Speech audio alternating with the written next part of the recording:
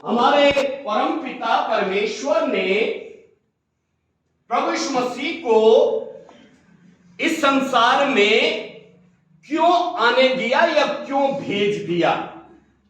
एक प्रश्न जो आरंभ से ही मनुष्य के जेहन में बार बार गूंजता है, वो प्रश्न है, मनुष्य कहां से आया, वो क्या कर रहा है और वो कहां जाएगा? एक बड़ा प्रश्न है। मनुष्य कहां से आया, वो क्या कर रहा है, वो निश्चित करता है कि वो कहां जाएगा। एक बड़ा प्रश्न है। आज हम क्या कर रहे हैं संसार में?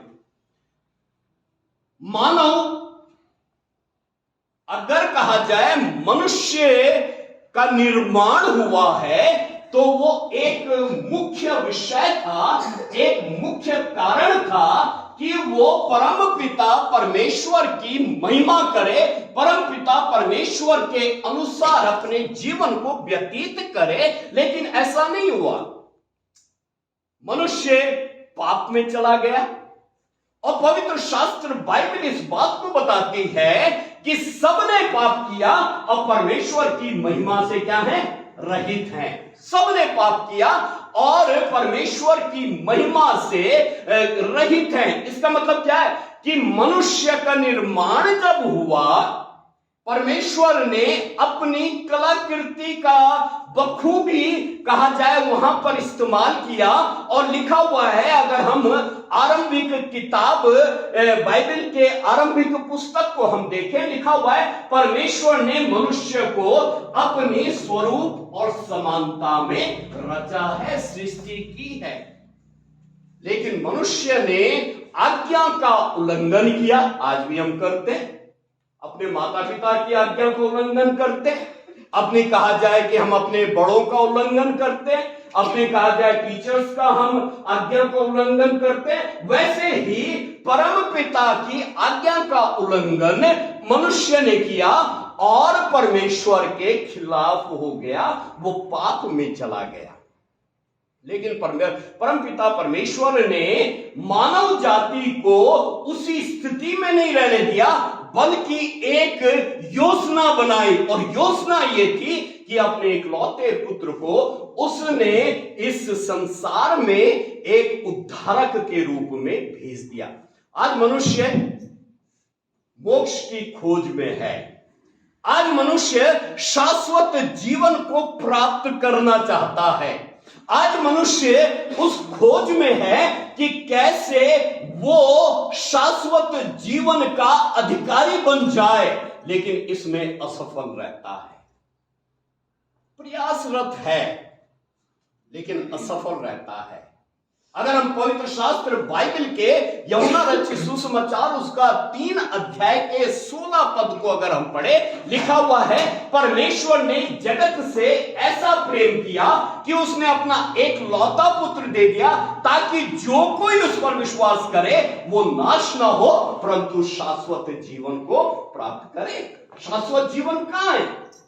एक सोचने का विषय है। शाश्वत जीवन है कहां? हमारा मोक्ष कहां पर है? या हम ये कहें कि ये मुक्ति कहां पर है? मुक्ति कहीं और नहीं लेकिन परम पिता परमेश्वर के पास में है। जो विश्वास करता है, जिसने प्रभु यीशु मसीह को अपना उद्धारकर्ता करके ग्रहण करता है, अपने पापों से पश्चाताप करता है, उसको वो क्या करता है? विश्वास करता है। वो नाश नहीं होता परंतु वो अनंत जीवन को प्राप्त करता है। अनंत जीवन का मतलब क्या है? अनंत जीवन का मतलब है वो शाश्वत जीवन जो कि इस सांसारिक जीवन से ऊपर होकर के जब कहा जाए कि हम उस जीवन में प्राप्त करते हैं। ये बड़े दिन का महत्व है, ये क्रिसमस का महत्व है। अभी भाई ने बताया कि क्रिसमस के महत्व को कहा जाए कि हमें जानना जरूरी है। वो कैसे जानेंगे? कैसे जानेंगे? अगर हम पवित्र शास्त्र बाइबल को पढ़े तो वहां पर तीमुथियुस नामक एक पुस्तक है, वहां पर लिखा हुआ है कि यह बात सच और हर प्रकार से मानने योग्य है कि प्रभु यीशु मसीह पापियों का उद्धार करने के लिए इस संसार में आया है।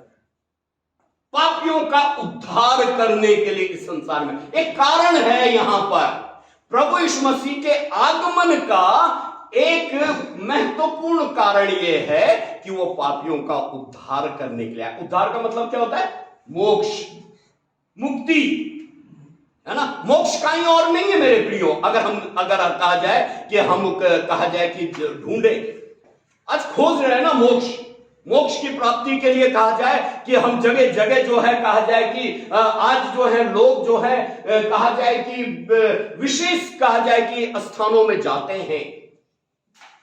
मोक्ष परमपिता परमेश्वर के पास है। जब हम आते हैं, जब उस पर विश्वास करते हैं। मैंने पहले बोला ना, हम कहां से आए हैं, मनुष्य कहां से आया, वो क्या कर रहा है, आज हम अपना जीवन कैसे व्यतीत कर रहे हैं, यह महत्वपूर्ण है।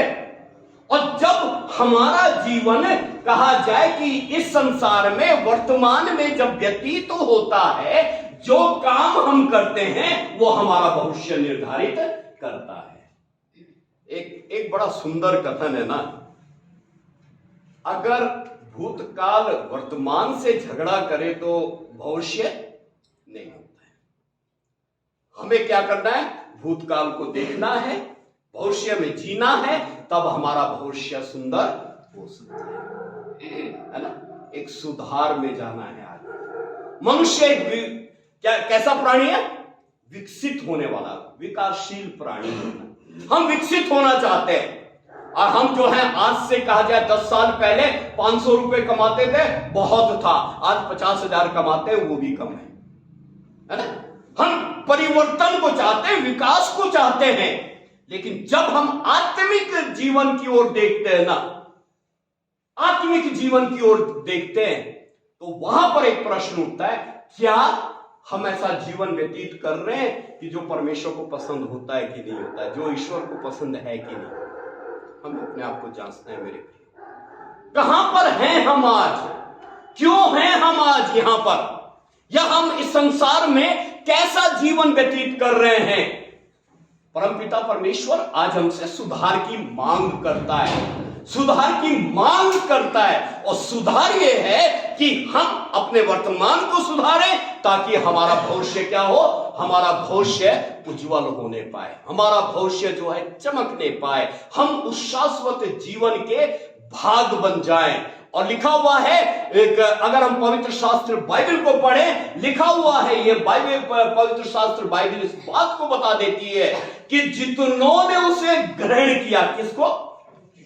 यीशु मसीह को ग्रहण किया है, उसने उन्हें परमेश्वर की संतान होने का अधिकार दे दिया। ठीक है, जहां पिता रहेगा वहां कौन रहेगा? संतान रहेगा। पिता का स्थान जो है कहां पर है? वो शाश्वत का स्थान है।